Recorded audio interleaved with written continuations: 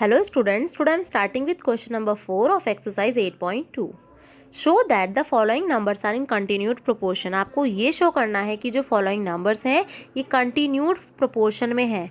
Continued proportion का मतलब होता है in a proportion if the second and third terms are equal. Jin proportion में आपकी second और third term equal होती है वो proportion आपके continued proportion होते हैं. जैसे हमारे पास 4 नंबर है 1:2 प्रोपोर्शनेट टू 2:4. दैट मीन्स उसमें आपकी सेकेंड और थर्ड यूनिट सेम होती है. क्लियर. और हमें पता है प्रोपोर्शन में हमारा एक्सट्रीम का प्रोडक्ट और मीन्स का प्रोडक्ट सेम होता है. एक्सट्रीम मतलब 1:4. क्लियर.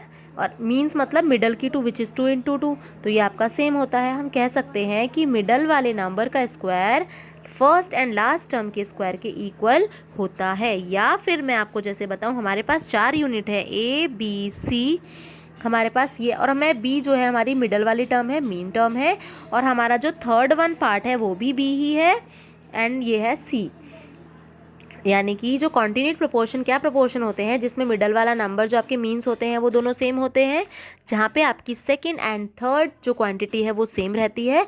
तो वहाँ पे आप फॉर्मूला बना सकते हैं कि first and last term equals to middle वाले टर्म की पावर 2. क्योंकि पावर 2 का मतलब आपको पता है क्या होता है, B into B. Same number को अगर आप 2 बार मल्टीप्लाई कर रहे हो तो आप उसकी पावर 2 लगा सकते हो. दैट मीन्स इस फॉर्मूले से हम चेक करेंगे कि नंबर हमारे कॉन्टिन्यूड प्रोपोर्शन में है या नहीं. तो आपको क्या करना होगा, जस्ट फर्स्ट एंड लास्ट की मल्टीप्लाई और मिडल वाले नंबर की पावर 2. अगर ये इक्वल आते हैं दैट मीन्स वो नंबर हमारे कंटिन्यूड प्रोपोर्शन में है, अदरवाइज नहीं है. अब हम इस फॉर्मूले से इसको चेक करेंगे.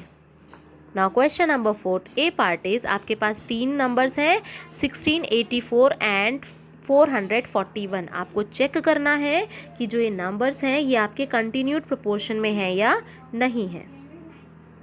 क्लियर. नाउ आपको क्या करना है, आप चेक करेंगे. आपको इस फॉर्मूले से चेक करना है a into C is equals to बीच वाले की पावर 2. क्लियर. पावर 2 का मतलब ही होता है p को आपको 2 बार मल्टीप्लाई करना है. क्लियर. तो अब आप क्या करेंगे, आप इस फॉर्मूले से चेक करेंगे कि ये इक्वल है या नहीं. a मतलब फर्स्ट वन एंड c मतलब last one. a is your 16 and c की वैल्यू है 441. क्लियर. इन दोनों को अगर हम मल्टीप्लाई करेंगे तो हमारा आंसर आएगा 7056. नाउ अब हम चेक करेंगे b की पावर 2. अगर ये दोनों आंसर्स आपके सेम आते हैं दैट मीन्स ये नंबर कंटिन्यूड प्रोपोर्शन में है, अदरवाइज नो. नाउ b की पावर 2 चेक करेंगे. b की पावर 2 का मतलब होता है b को आपको 2 बार मल्टीप्लाई करना है. b मतलब है आपकी middle term and which is 84. आप 84 को जब 84 से मल्टीप्लाई करेंगे तो आपका आंसर आएगा 7056. और आपने देखा दोनों ही केस में जब आप पहले को लास्ट से मल्टीप्लाई कर रहे हो, 16 को 441 से मल्टीप्लाई कर रहे हो तो आंसर आ रहा है 7056. और जब आप मिडल वाली टर्म को मिडल वाली टर्म से ही मल्टीप्लाई कर रहे हो तो भी आपका आंसर 7056 आ रहा है. That means correct. इसका मतलब ये नंबर आपके कॉन्टिन्यूड प्रोपोर्शन में है. आपको कंटिन्यूड प्रोपोर्शन को चेक करने के लिए क्या करना होता है, फर्स्ट एंड लास्ट टर्म की आप मल्टीप्लाई करते हैं. मल्टीप्लाई करने के बाद जो आंसर आता है देन आप मिडल वाली टर्म को मिडल वाली टर्म से ही मल्टीप्लाई करेंगे. और अगर आंसर वही आता है जो फर्स्ट और लास्ट को मल्टीप्लाई करके आया था दैट मीन्स आपके नंबर्स कंटिन्यूड प्रोपोर्शन में हैं. क्लियर. इसी तरीके से आप इसके सारे पार्ट खुद ही ट्राई करेंगे.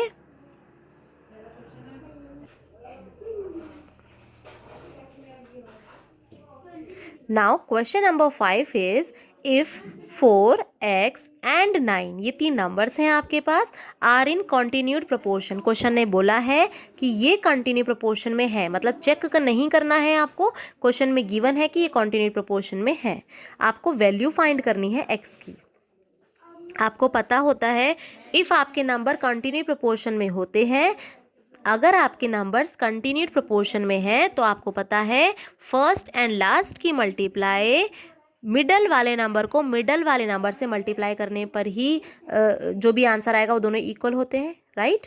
दैट मीन्स मैंने आपको बताया है फर्स्ट एंड लास्ट नंबर को मल्टीप्लाई करने के बाद जो आपका जो आंसर आएगा वो ही आंसर आएगा अगर आप मिडल वाली टर्म को मिडल वाली टर्म से ही मल्टीप्लाई कर देते हो. राइट. तो हम यही काम करेंगे और हम ये वैल्यू पुट कर सकते हैं बिकॉज क्वेश्चन में गिवन है कि ये कंटिन्यू प्रोपोर्शन में है। अब हमें चेक नहीं करना है कि फर्स्ट और लास्ट की मल्टीप्लाई करें फिर मिडल वाले को मिडल वाले से करके हम चेक करें कि आंसर बराबर आ रहा है या नहीं। नहीं, इस बार गिवन है कि ये कंटिन्यू प्रोपोर्शन में है, दैट मीन्स आंसर इक्वल ही आएगा।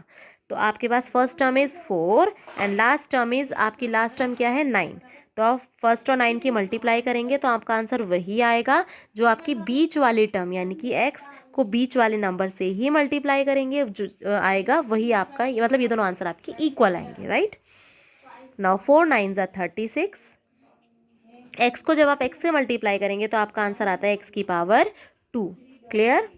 नाउ ये आपको ऐसे लिखने की ज़रूरत नहीं है क्योंकि इसका मतलब यही होता है। नाउ अब आपको क्या करना है, अब आप 36 का प्राइम फैक्टराइजेशन करेंगे।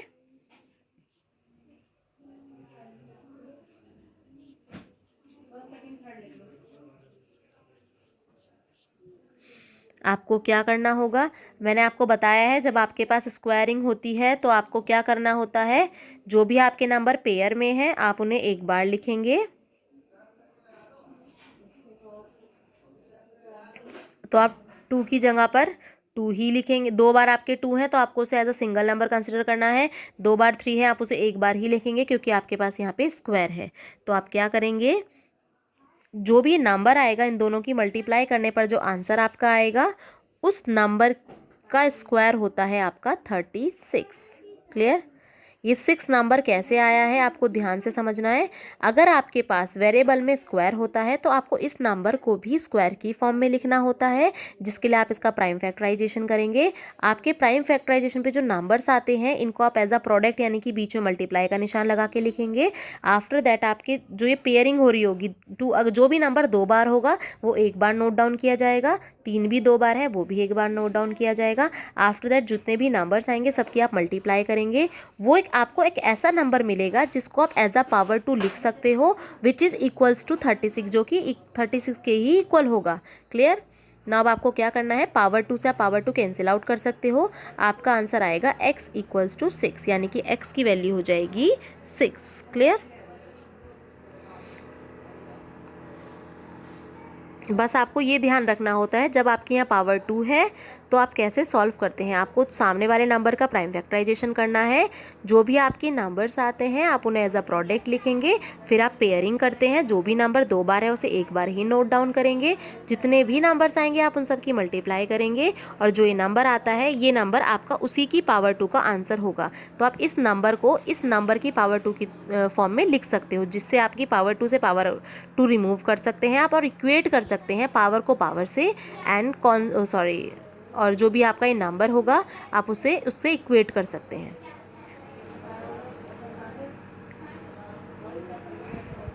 आप पावर को पावर से इक्वेट करेंगे एंड बेस को बेस से इक्वेट करेंगे। तो आपकी पावर 2 की जगह पावर 2 ही है, बेस यहाँ पे x है और यहाँ पे 6 है। आप दोनों को इक्वेट करके x इज इक्वल्स टू 6 लिख सकते हैं। Now question number 6 is find mean proportion between 64 and 81। आपको 64 और 81 के बीच में मीन प्रोपोर्शन को फाइंड करना है। हमारे पास मैंने आपको बताया है कॉन्टिन्यू प्रोपोर्शन का मतलब क्या होता है। आपके पास ऐसे 4 नंबर्स हैं जिसमें जो आपका मीन प्रोपोर्शन है, मतलब जो आपका दो जो सेकेंड और थर्ड आपकी क्वांटिटी है वो आपकी सेम है, सेकेंड एंड थर्ड क्वांटिटी आपकी सेम है, तो उसे हम बोलते हैं mean proportion. Clear. Second and third, sorry B, ये आपका बी है तो ये भी बी ही होगा। क्लियर। तभी हम बी की पावर 2 और a इंटू सी लिखते हैं। अब इसमें भी आपकी मीन प्रोपोर्शन गायब है, वो भी आपको फाइंड आउट करना है। तो हम लेट कर लेते हैं कि x be the mean proportional, की जो x है वो आपका मीन प्रोपोर्शनल होगा, x be the mean proportional between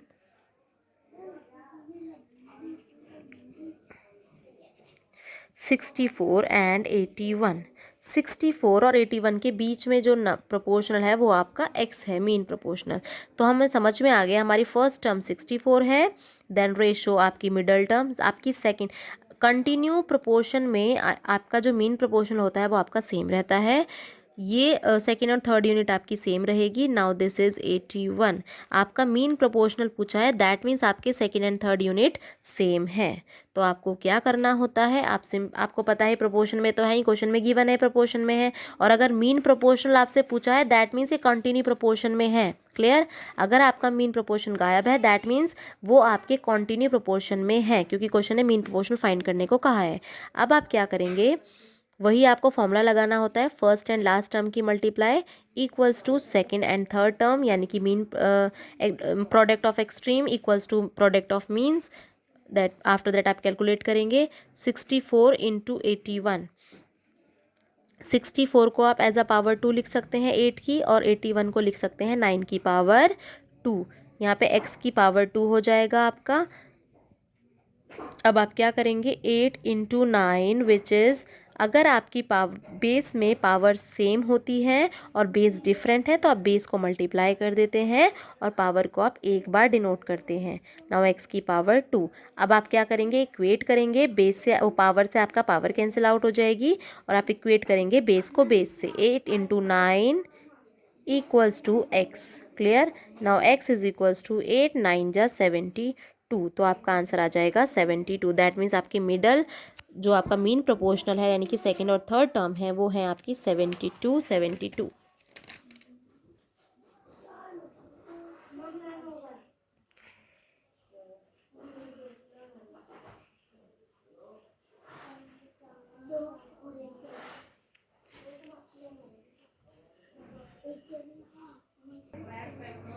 Now question number 7 is the first, third and fourth term of a proportion are, first term आपकी 27 है, third term is 63 and fourth term is 84। यहाँ पर आपकी second term missing है, find its second term। आपको इसकी second term find करनी है, तो जो हमें find करनी है हम let कर लेंगे, let second term of the proportion be x। हमने माना कि वो x है। क्लियर?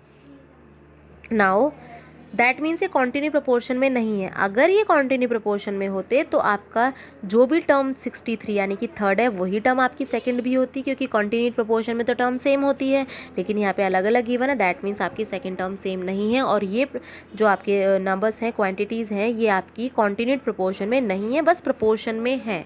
तो आपको क्या करना होता है, फर्स्ट टर्म आपकी बताई है 27, सेकंड आपकी टर्म मिसिंग है, नाउ उसे हमने x ले लिया है, third term is 63 and last one is 84, और ये सब प्रोपोर्शन में है। अगर ये नंबर्स आपके प्रोपोर्शन में है, ये क्वांटिटीज़ प्रोपोर्शन में है, दैट मीन्स कि product of extreme must be equals to product of means, कि आपका जो प्रोडक्ट होगा एक्सट्रीम्स का, एक्सट्रीम्स मतलब होता है फर्स्ट एंड लास्ट टर्म का, और प्रोडक्ट ऑफ मीन्स का मतलब होता है सेकेंड एंड थर्ड टर्म का multiplication must be same. Now product of extreme मतलब first and last which is 27 into 84 equals to product of means मतलब मिडल यानी कि second and third term which is x multiply 63। अब आप इसे simplify करेंगे, x को आप राइट हैंड साइड पर ही रखेंगे, लेफ्ट हैंड साइड पर आपका 27 और 84 है, उसमें कोई चेंजेस नहीं आएंगे। देन 63 आपका ट्रांसपोज हो जाएगा डिवाइड में लेफ्ट हैंड साइड में। अब आप इसे कैंसिल आउट करेंगे। नाउ 3 9 जा 27, 3 21 जा 63, नाउ 3 3 जा 9, 3 7 जा 21, नाउ 7 1 जा 7, 7 12 जा 84 and your answer is 36। x की वैल्यू आ जाएगी आपकी 36। सिंप्लीफिकेशन आप अपने तरीके से कर सकते हो, ये मैंने अपने अकॉर्डिंग किया है, आपको जैसे भी सही लगता है आप वैसे ही सिंप्लीफाई करेंगे।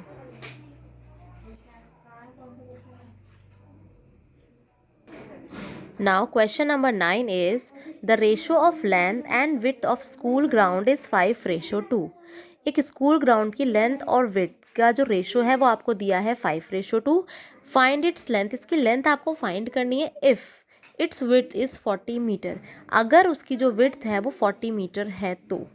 क्लियर? तो जो भी आपको मिसिंग है उसे आप लेट कर लेंगे, जैसे लास्ट क्वेश्चन में हमें सेकंड टर्म मिसिंग थी हमने उसे लेट किया था, यहाँ पे भी हम लेट कर लेंगे। लेट द लेंथ बी, जो उसकी लेंथ है माना कि वो x मीटर है, तो आपको पता है कि अगर आपको ये प्रोपोर्शनेट, क्योंकि एक दूसरे से प्रोपोर्शनेट होंगे, क्योंकि लेंथ ब्रेथ ही है, उसका रेशो गिवन है और एग्जैक्ट आपको ब्रेथ भी गिवन है, तो आप क्या करेंगे, लेंथ रेशो ब्रेथ प्रोपोर्शनेट ही होती है लेंथ रेशो ब्रेथ के।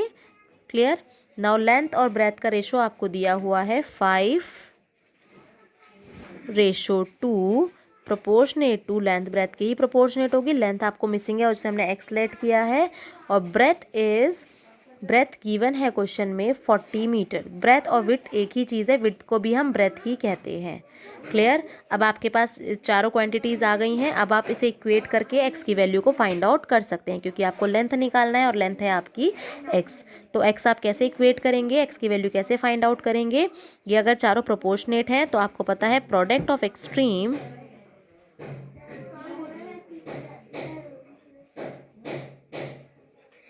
Equals to product of means.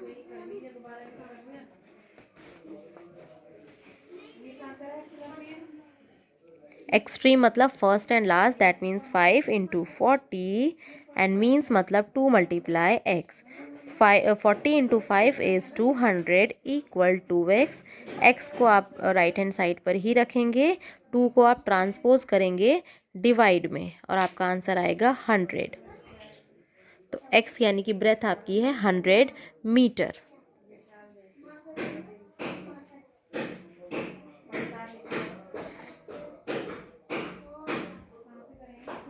Now question number 10 is the ratio of the sale of eggs on Sunday to that of the whole week of a grocery shop was 2:9। देखो यहाँ पे ratio दिया है cell of eggs का on Sunday और whole week में, कि Sunday को कितना सेल होता है एग्स और होल वीक कितना होते हैं, तो ratio is 2:9। If the total sale of eggs, यदि सेल एग्स की जो टोटल सेल है सेम वीक में 360 रुपये की हुई थी, यहाँ पे आपको रेशो में पता है, यहाँ आपको होल वैल्यू बता दी है कि 360 रुपये में हुई थी, तो आपको find the sale of eggs on Sunday निकालना है कि संडे में कितनी सेल हुई थी।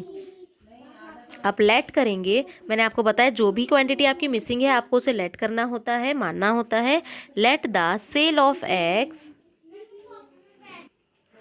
Late the sale of eggs on Sunday, आपको संडे में पता करने हैं, तो let the sale of eggs on Sunday equal rupees x, मान लिया कि हमने एक्स रुपीज़ की सेल हुई होगी। क्लियर। हमने ये रुपीज़ में लेट किया है। आपको पता है sale on Sunday, sale on Sunday जो होती है विच इज़ कितना रेशो था, sale on Sunday is 2 ratio, और सेल जो ऑफ एग्स की होल आपका वीक में हुई थी, पूरे हफ्ते में हुई थी, वो 2:9 है। और ये प्रोपोर्शनेट होते हैं। सेल ऑन मंडे जो भी आपका सेल, सॉरी संडे में जितनी भी सेल हुई थी वो हमने एक्स मानी है, और होल वीक में कितना हुआ है बता रखा है क्लियर, 360 रुपये। क्लियर। ये दोनों आपस में प्रोपोर्शनेट होंगे क्योंकि सेम ही काइंड है, ये सेम काइंड है, दोनों सेल हैं आपकी एग्स की, और ये भी सेल है आपकी एग्स की, और ये संडे की है और होल वीक की है, तो दोनों आपस में प्रोपोर्शनेट होंगे दोनों रेशो। अब आपको क्या करना है, प्रोपोर्शनेट तो ये है ही क्योंकि दोनों ही सेम चीज़ें हैं, सेम काइंड की ही हैं, संडे की और होल वीक की सेल है एग्स की, तो ये आपस में प्रोपोर्शनेट होंगे। अब आपको ये पता करना है कि संडे को एक्चुअली में कितने रुपीज़ के एग्स जो हैं वो सेल हुए थे। तो अब आप क्या करेंगे, आपको क्या करना होता है, प्रोडक्ट ऑफ एक्सट्रीम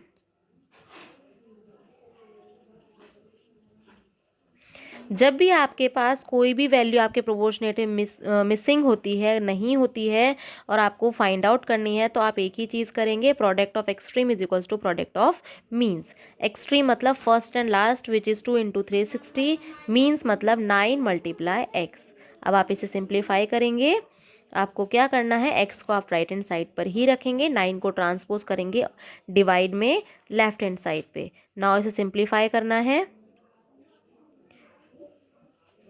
80 रुपीज़ के एग्स हैं आपके जो संडे को एक्चुअली में सेल हुए थे।